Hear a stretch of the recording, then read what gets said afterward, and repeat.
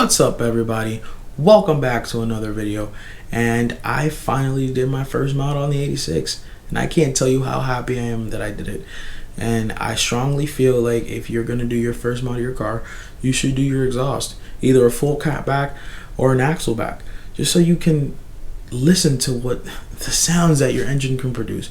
It's so amazing. We didn't really explain a lot, not really a how-to, just because it's very self-explanatory. There's a mid pipe, then it has two bolts that connect to your stock muffler, and that's it. There's 4 hangers. You put up the new one, put the gasket, 2 bolts. I hope you guys enjoy this video. You guys know what to do. Click the like, subscribe if you want to see more stuff like this, and hit the notification. Enjoy.